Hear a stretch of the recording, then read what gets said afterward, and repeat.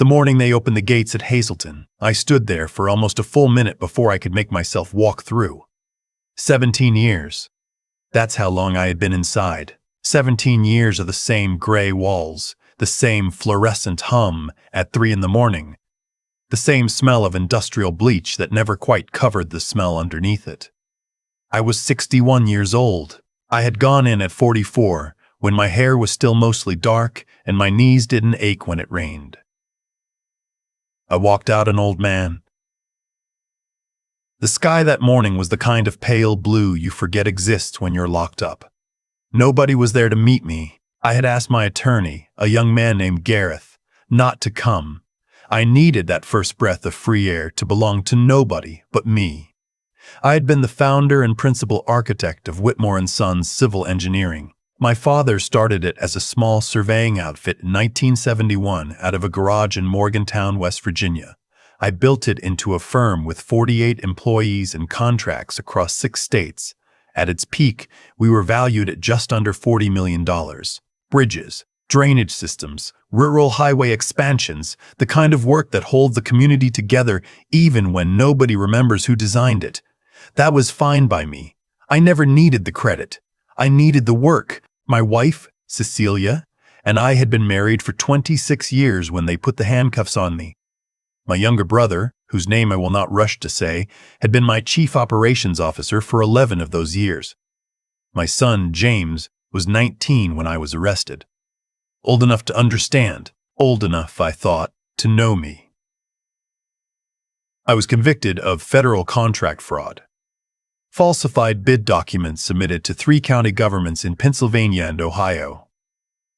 Contracts worth close to $8 million, obtained through fabricated certifications and forged signatures. My signatures, prosecutors said. My handwriting, my company stamps on every document. I did not do it. I want to say that plainly without drama because I spent 17 years watching men get theatrical about their innocence and it never helped any of them. The documents were real. The forgeries were sophisticated. Someone who knew my firm inside and out, who had access to every file cabinet and every digital system, had spent what investigators later estimated to be 18 months constructing a paper trail that pointed, arrow by arrow, directly at me. By the time my attorneys understood the full scope of what had been built against me, I had already been convicted. The FBI agent who testified at my trial had 12 years of experience. He was thorough and fair, and he believed what the evidence showed him. I don't blame him. I blame the man who manufactured the evidence. On the bus into town that morning, I watched the countryside pass, and I tried not to think about what I was going home to. Gareth had written to me 6 weeks before my release. He had obtained some preliminary information through a public records search. My wife had divorced me in the 3rd year of my sentence. The house, my father's house, where I had been born, where I had raised my son, had been sold. The firm had been restructured and absorbed into a regional engineering conglomerate. My brother had been named in the sale as a principal decision-maker. I read that letter 3 times, and then I folded it and put it under my mattress, and I didn't sleep for 2 nights. Gareth met me at a diner outside Wheeling. He was 34, methodical in the way of a man who had learned early that emotion was expensive. He had taken my case 6 years into my sentence, after my original attorney retired. He had done it for almost nothing because, as he told me once without much sentiment, he thought I was telling the truth, and it bothered him that no one had looked harder. He slid a folder across the table before I had even finished my coffee. My brother had not simply continued the firm in my absence. He had, within 8 months of my conviction, approached the board, such as it was, 3 members including my wife and my longtime project manager, and proposed a restructuring that effectively transferred majority operational control to himself. My wife had signed the documents. She had also, I learned that morning in the diner, remarried. She had married my brother 2 years after my conviction. They were living in Scottsdale. I set the coffee cup down very carefully. "Your son," Gareth said, watching me. "He's in Pittsburgh. He works in commercial real estate now. I have an address." "Does he know you found me?" "I haven't contacted him. That's your call." "What does he think happened?" Gareth was quiet for a moment. "From what I can piece together, your brother told him, and your wife supported this, that you had been hiding the fraud for years before the arrest, that you would put the family in danger, that the business your father built was going to be destroyed because of choices you had made deliberately. I looked out the window at the parking lot. A woman was struggling to load a stroller into her car trunk. She got it on the third try. James was 19, I said. Yes, he believed them. He had no reason not to at the time. He was 19 and his father was in federal prison, and the two people he trusted most were telling him a story that explained everything. I had known intellectually that something like this was possible. You have a lot of time to consider possibilities when you're incarcerated. But knowing a thing abstractly and hearing it stated across a diner table are not the same experience. My chest felt like something was tightening around it from the outside. How long has Cecilia been married to him? I asked. 14 years. 14 years. James would have been in his mid-20s for most of that. Long enough for it to feel normal. Long enough to stop questioning it. What's the legal situation? I said. That's what I want to talk about. Gareth straightened his folder. 6 months ago, a forensic accounting firm contracted by the Ohio AG's office was reviewing an unrelated case involving a county procurement officer. In the course of that review, they found a payment pattern that didn't match the official record. They pulled the thread. It led back to your original case. He explained it to me the way you explain a complicated thing to someone who has been out of circulation for 17 years and needs the scaffolding rebuilt before you can hang anything on it. A procurement official in Cuyahoga County, now retired, had been paid through a shell company. The shell company had been dissolved in 2011, but its banking records still existed. Those records showed a series of payments that originated from an LLC registered in Delaware. An LLC my brother had incorporated without my knowledge in the year before my arrest. The forensic accountant had cross-referenced the document metadata on the original bid submissions. The software timestamps had been altered, but altered imperfectly. Whoever had done it had not accounted for the server logs maintained by the county's own IT infrastructure. Someone got sloppy, I said. Someone got confident, Gareth said. There's a difference. Sloppy means they didn't care from the start. Confident means they thought it was over and stopped being careful. 14 years is a long time to feel safe. There was a post-conviction review petition already in progress. An independent investigator had been assigned by the state. Gareth expected formal exoneration proceedings to begin within 4 months. I asked him what I needed to do. He said, "Right now? Nothing. Let me work. Try to eat something." I rented a room in a boarding house in Wheeling. The landlady, a stout and unsentimental woman named Mrs. Burkett, charged $600 a month and asked no questions, which suited me exactly. I had some savings that Gareth had managed to locate and preserve, an account my brother hadn't known about. A small IRA I had opened in the 90s under my name alone. Enough to live on for a while. I spent the first 2 weeks doing very little. I walked in the mornings. I ate at the diner. I read the newspaper the way you read it when you've been away for 17 years, scanning for the shape of the world rather than individual stories, trying to understand what kind of country I had come back to. I thought about James constantly. He was 36 now. I tried to do the math of his adult life without me and found I couldn't. I knew almost nothing about who he had become. Gareth had told me he was not married, that he had worked for 2 different real estate firms before joining his current employer, that he lived alone in an apartment in Lawrenceville. I wrote a letter. I wrote it 9 times before I had a version I could live with. The first 8 were too full of accusation, or too full of grief, or too careful and lawyerly in a way that felt dishonest. The 9th one was short. I told him I was out. I told him I was in West Virginia. I told him I did not expect anything from him, but I wanted him to know I was alive and that I had never stopped thinking about him. I gave him Gareth's number and my room phone at Mrs. Burkett's. I mailed it, and then I sat on the edge of my bed for a long time.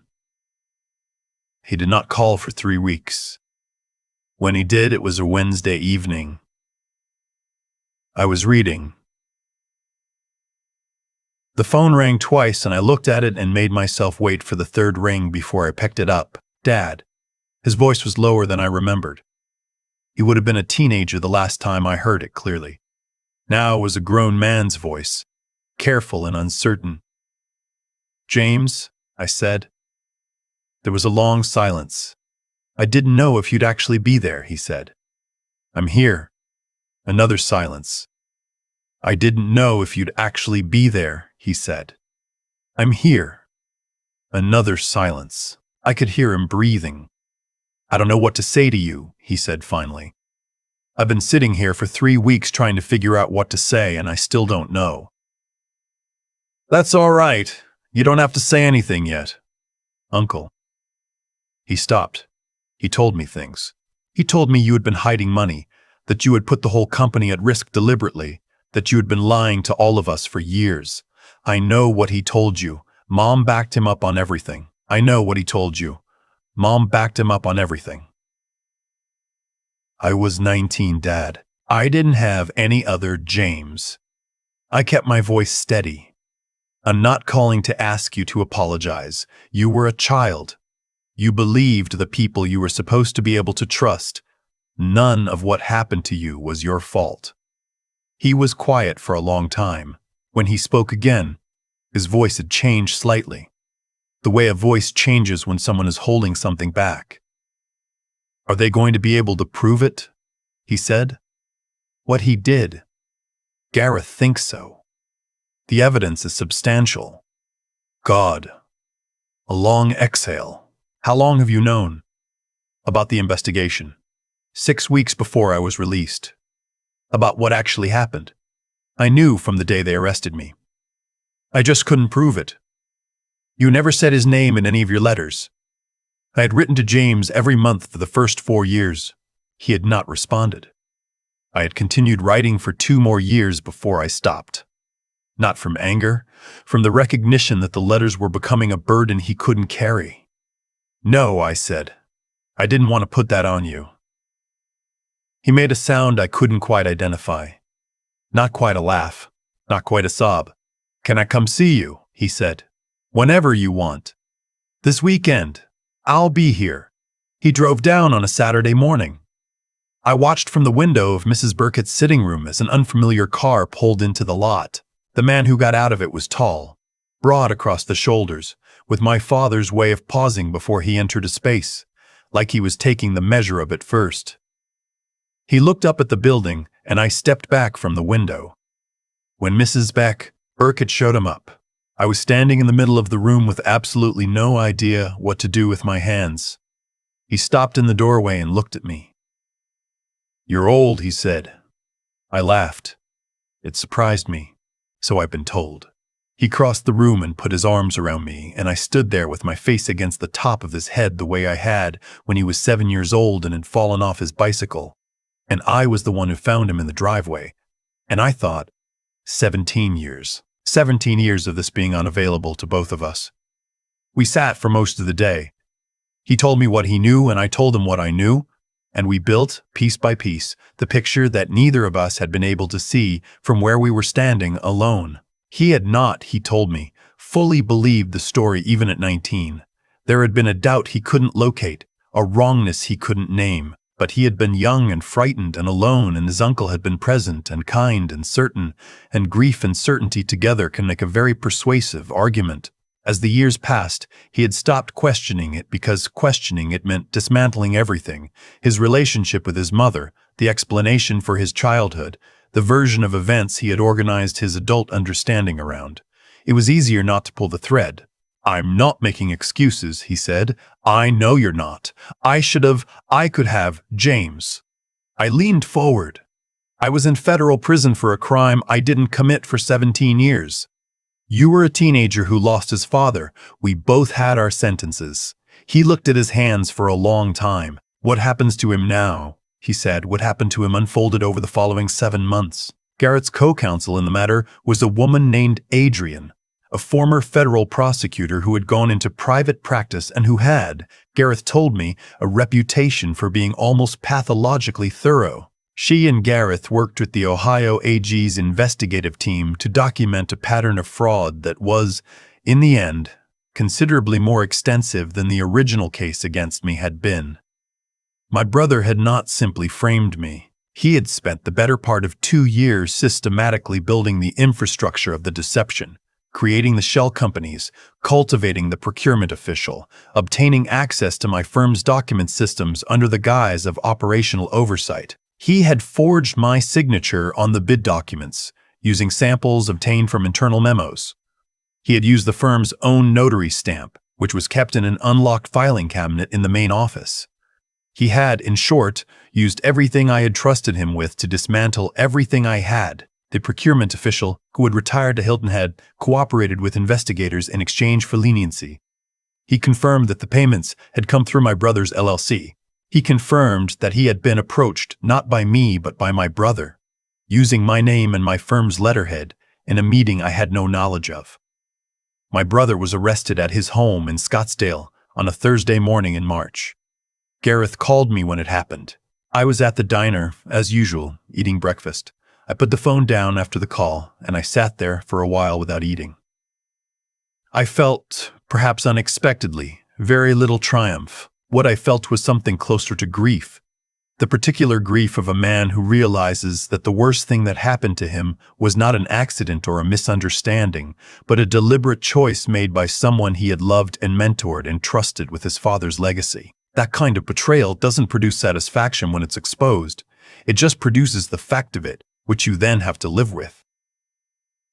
Cecilia was interviewed as part of the investigation. She had, investigators concluded, known about the restructuring's fraudulent basis within approximately 2 years of my conviction, long before she married my brother.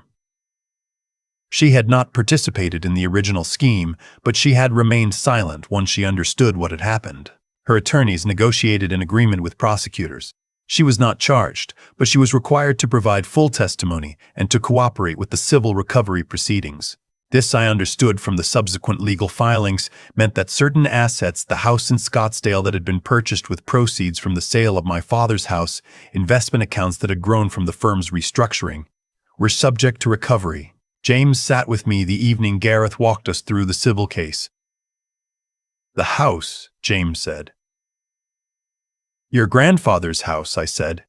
"He sold it in the 2nd year. I remember him telling me it made more sense to liquidate it than to maintain it while the estate was being restructured." He shook his head. "I believe that too." The formal exoneration came in September.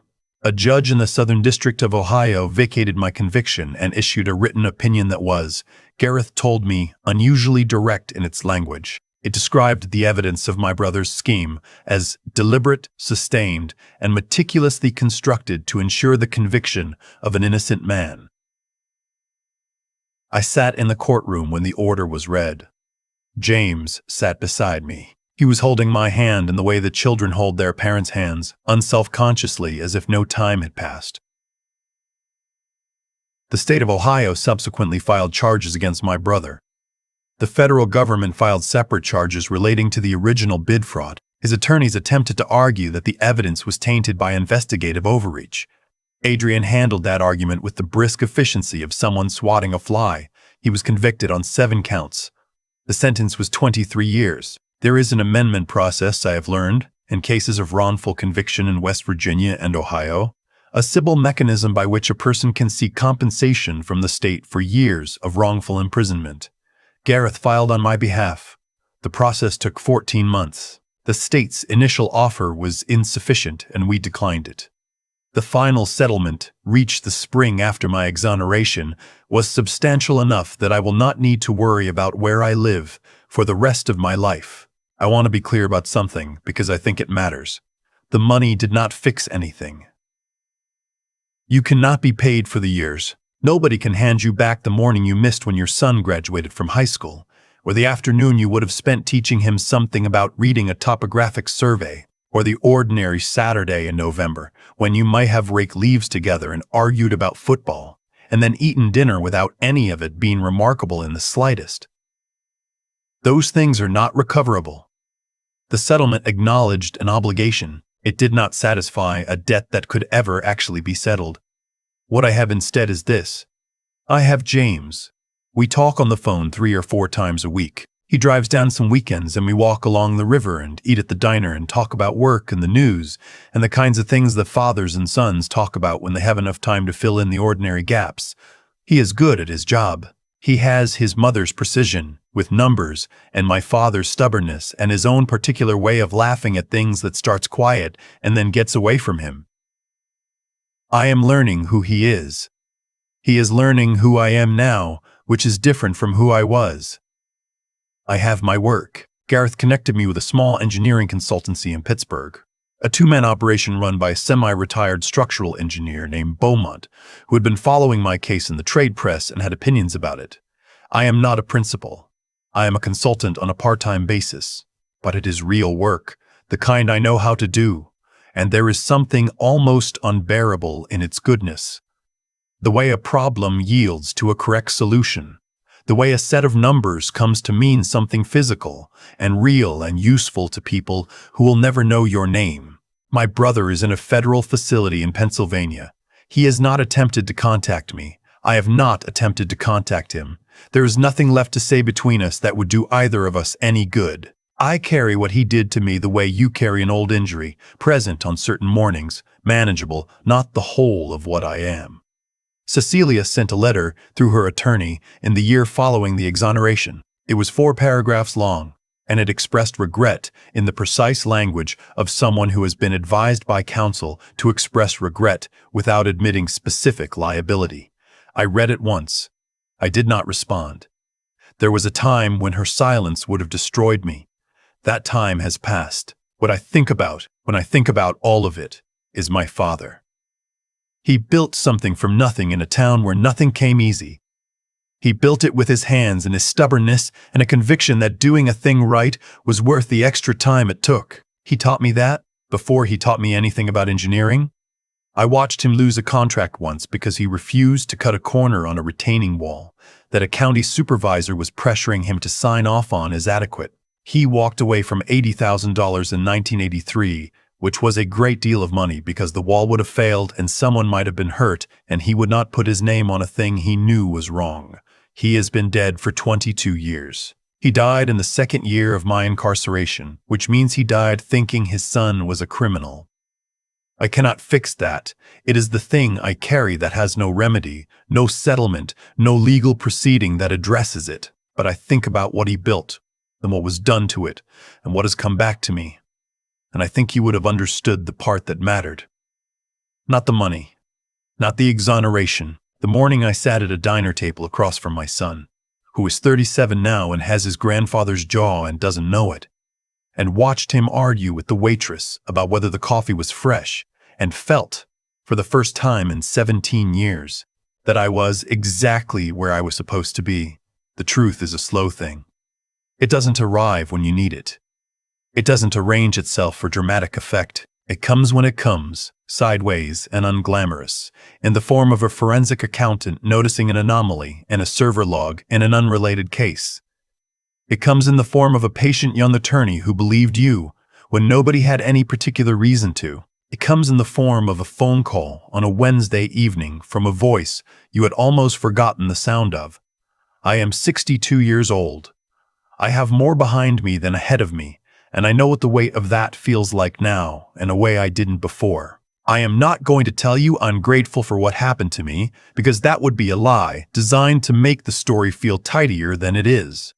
I am not grateful. I am furious in a quiet way that I have learned to live alongside rather than inside of. But I am here, and James is here. And on certain Saturday mornings, we are walking along a river in West Virginia, and the light is coming in low off the water, and he is telling me something about a deal he's working on. And for a few minutes, I am just a father listening to his son. And that is enough. After everything, it is enough. I used to think that justice was something that arrived on time, that if you were honest, if you built something real with your hands and your name, the world would eventually reflect that back to you. 17 years inside a federal facility cured me of that belief. Justice, I learned, is not punctual. It is not even guaranteed. It is something that has to be constructed, the same way you construct anything that's meant to hold weight, carefully, from the ground up. by people who are willing to stay with the work even when the outcome is uncertain. What my brother did to me was not a moment of weakness. It was a plan. That is the thing I had to sit with for 17 years in a cell, not the anger which came and went, but the comprehension that someone who ate at my father's table, who learned this business standing next to me, who I trusted with everything I had built, had looked at all of that and decided it was easier to take it than to earn his own. That kind of choice doesn't happen in a moment. It accumulates. It requires a person to decide over and over again that what belongs to someone else is acceptable to take. Character isn't revealed in the big decisions. It's revealed in all the small ones that nobody else sees. And Cecilia, I have had years to think about her too. She did not build the trap that caught me, but she stayed silent when she could have spoken. And she made a life inside the wreckage of mine, and that is its own kind of choice. I don't carry hatred for her. Hatred is expensive, and I have already paid enough, but I think about what it costs a person to know a wrong thing and live comfortably alongside it anyway, and I think that cost is higher than it appears. You can see it eventually. It accumulates the same way the other thing does, just in the opposite direction. What kept me was James. Not the memory of who he was at 19, frightened and misled. The possibility of who he might still be. I wrote those letters for 6 years with no answer, and I want to be honest. There were months when I nearly stopped believing the possibility was real. Staying with that belief in the absence of any evidence that it was justified was the hardest thing I have ever done. Harder than the conviction. Harder than the years.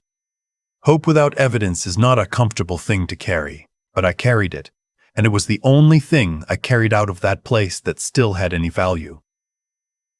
I think about my father a great deal now. He walked away from $80,000 in 1983 because he would not put his name on something he knew was wrong. He never talked about that decision as a sacrifice. He talked about it as obvious. I understand now what he meant.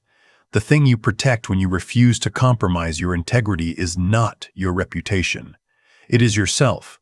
It is the person you will have to be when everything else is stripped away. My brother thought he was taking my company. What he actually did was reveal, in the most complete way possible, exactly who he was. And what I had to do, for 17 years, was make sure that what remained of me was still worth coming back to. It was.